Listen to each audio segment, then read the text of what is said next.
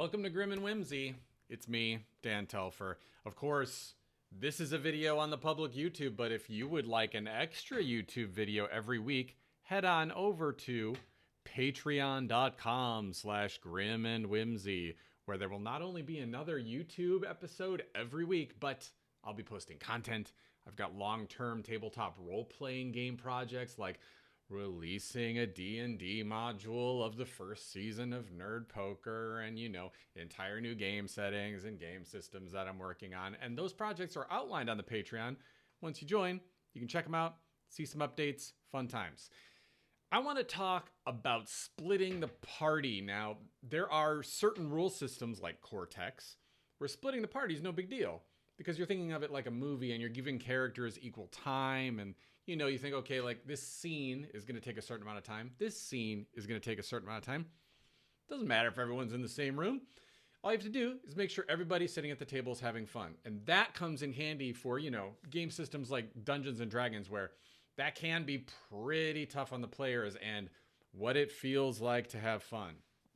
The best thing I can tell you as far as advice goes is get it out of your head that destiny matters, or that a path that you as the dungeon master imagined in advance actually is the only path or main path. Dissuade your players from thinking anything is the main path, and try in general to be flexible with the places people are going, the hit points monsters have, all that kinds of stuff, because sometimes you have to split the party. Some situations like that might be somebody's going to have to be absent from the game for a while, but they'll come back. You're going to maybe have people who need to be in different rooms for a variety of reasons.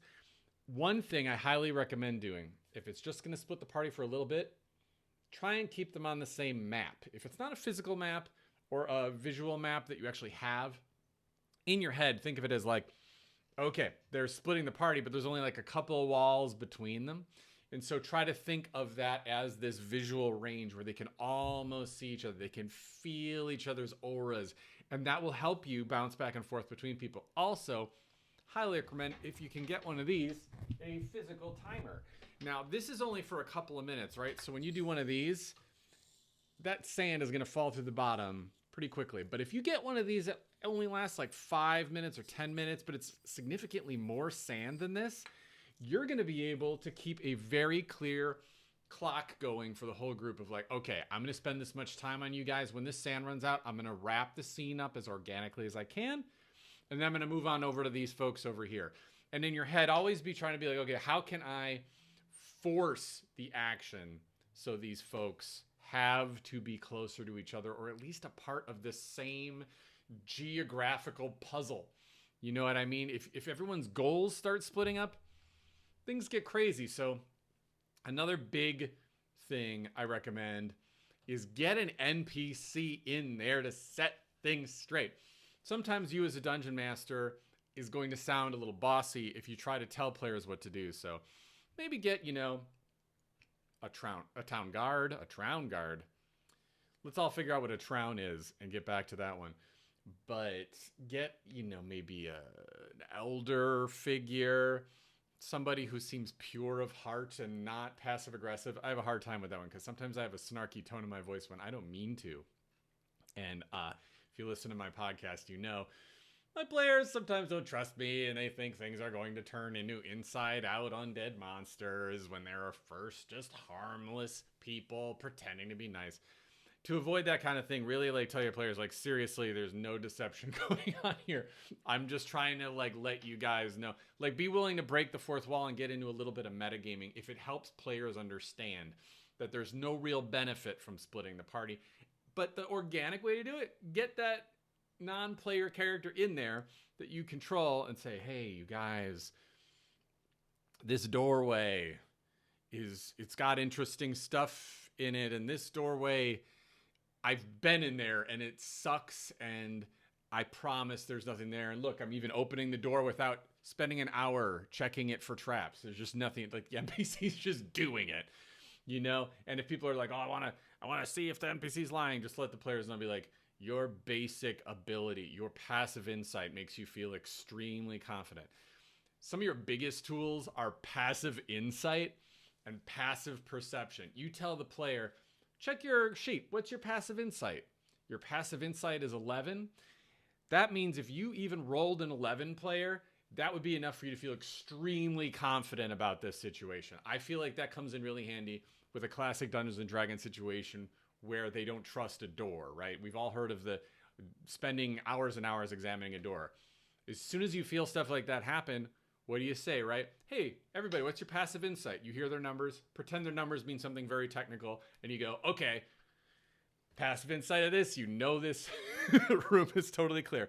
The players feel like you've listened to them, and ideally you do listen to them, and you do have a set difficulty challenge rating for what it would be for a door in your universe, and guessing or feeling out how safe they are. Do the same thing with side quests, distractions, possible directions geographically people could go. Tell the players, passive insight, you know that you have to stay on this task or everything else will fall apart. You know, another way you can really try to make that clear is have everybody roll an insight check. Somebody hopefully will get a decent roll. And then if they fail it, you at least tell them, oh, well, what is your passive insight? I'm so glad they put those on a Dungeons & Dragons 5th edition character sheet, because it really helps you communicate to the players that their characters are smart enough to know something's a waste of time. And that really, I mean, you say, hey guys, you be sure with your passive insight, you will not succeed at this goal unless you all stay together. All right. Now, think of it also as when we're talking about a map or geographically them being all in the same place.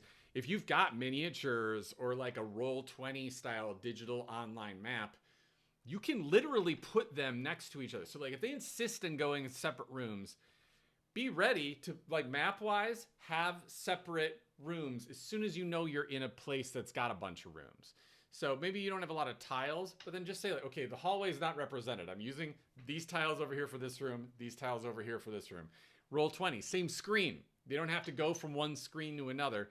A big screen over here is the map where these guys are, then black space, and over here is where these guys are. And you just use what's called the fog of war on Roll20 to, like, shadow out with their... Oh, what do you think, Duncan? Can you see him? Duncan is mad that I split the party, and by split the party, he means have a conversation without him, which he finds insulting. I mean, honestly, I think what he thinks is happening is I'm talking to him but not facing him, and he's like, that's rude.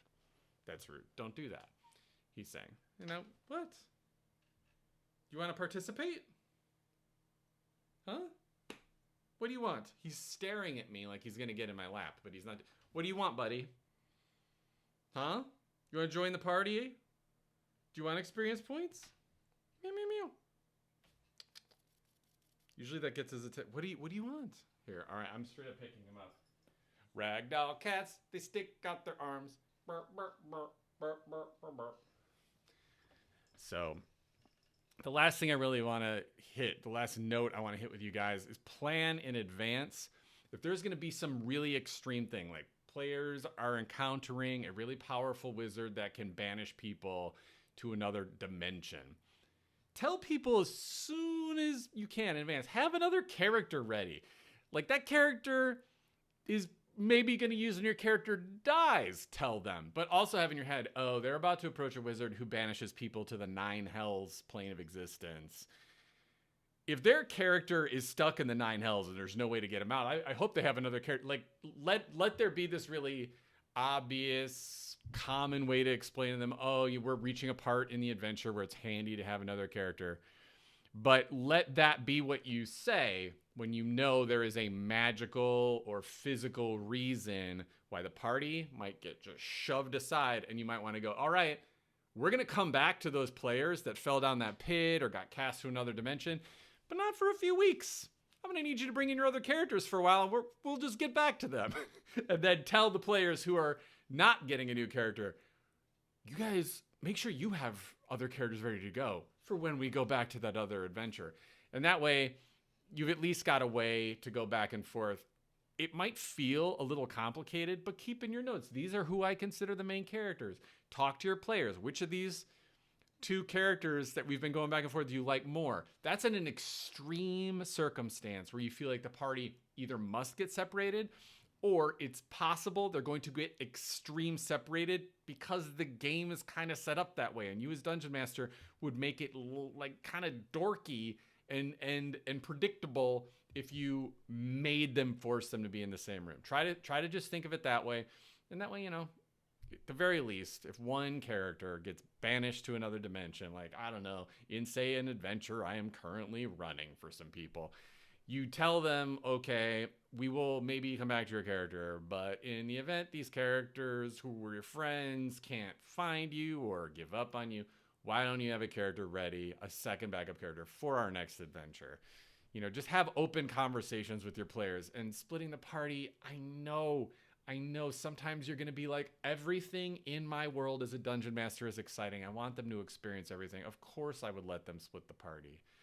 But the most important thing in Dungeons and Dragons and tabletop role playing and just hanging out with friends is letting everyone feel seen at the table, letting everyone feel like you, the person kind of running the party, or the master of ceremonies, or the host, or whatever you want to call it, the narrator, that person cares enough about each person having their own time, their own fun, and being seen by the other players as well as you.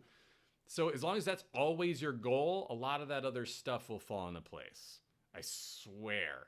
So, you know, this kind of situation to me seems pretty easy to get out of, but that's because I have come up with all these ways to steer my own attention in that direction. And I hope that helps you. And I hope you guys got something out of this video. Again, if you head on over to Grim and Whimsy on Patreon, I was going to say patreon.com/Grim and Whimsy, but I already said that. Who cares? I would love if you could support the greater project of this, which is to get new tabletop role-playing things published, made, maybe even physical books at some point. I'll definitely be looking at the budget as the Patreon grows and thinking, okay, should I make a Kickstarter? Right? Can I afford to start hiring artists for concept drawings? That can be really exciting, and I would love for all of y'all watching these videos to be on board. So please share this video, share the link to the Patreon, get all your pals on board, and if they need incentive, just tell them Dan has a really cute cat who just shows up. Oh, buddy, oh, he's so cute. Oh, he's so cute. And that cat is worth price of admission alone.